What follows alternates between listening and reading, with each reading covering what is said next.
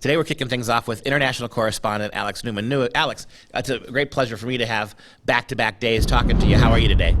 Doing great. Thanks so much for having me, Duke. So, Alex, we have a school board director trying to host a queer event for kids and babies at a sex shop. So this is a school board director who is trying to host little kids for this. So as we saw yesterday, right? You got gay LGBTQ community organizations, you've got school boards, you've got libraries promoting this, gay bars promoting this again and again. It seems it's a very small number of people behind this, but boy, do they have access to little kids and know how to use it. They do. And in fact, the lady who tried to organize this, in fact, who did organize it, Jen Mason, director of the school board at the Bellingham Public Schools, she actually has taught all kinds of classes on sexuality in all the public schools in Bellingham. In fact, even before she became a member of the school board, she was involved in teaching and targeting little children. All the while, she is the owner of a sex shop. And I encourage people to go look at the things that this sex shop sells. It's called Wink Wink. And they sell children books, encouraging children to engage in homosexuality, fornication, gender confusion, things like this.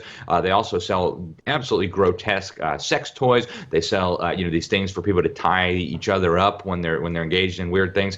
And this is where she wanted to bring school children to have a queer open mic night. And again, notice that they were targeting children ages 0 to 18. We're talking about the sexualization of little babies. It's hard to imagine something more grotesque than this. And a lot of critics did point out here that this is grooming.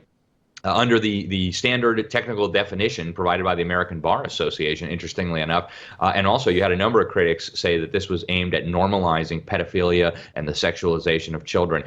It's unconscionable, Duke, and I'm amazed that this could happen without law enforcement taking a look. I think we've got to stop using the word grooming, Alex. I don't think it's nearly enough. Tell me, you're a wise man. You have a journalistic background. You have encountered many legalities in your day. Explain to me how you cannot use the word sex trafficking when you're dealing with this.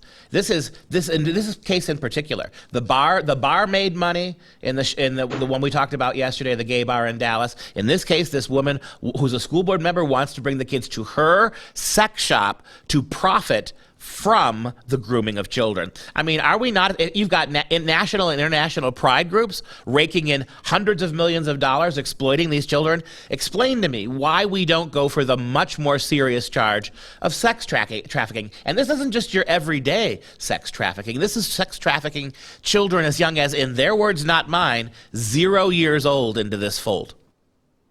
Yeah, and we need to understand that is ultimately the objective. I mean, you and I have been talking about this for a lot of years, Duke. They have this agenda, and they've made it pretty clear at this point. It's been pretty out in the open that they view pedophilia, that they view relationships, sexual relationships between adults and children as merely a different form of sexuality. I mean, you've had some of these people publicly argue that we need to get rid of laws on age of consent so that children can exercise their so-called sexual rights. Okay, this is the kind of garbage that Planned Parenthood has pushed in some of their policy documents and some of their documents coming down from the international level. And if this process is not interrupted, that is the end objective. In fact, we showed a video years ago on this program, the assistant superintendent of curricula for a school district in California, explaining that they had to teach the kids about sex between adults and children because it's just a different sexual orientation that has existed in history. Okay.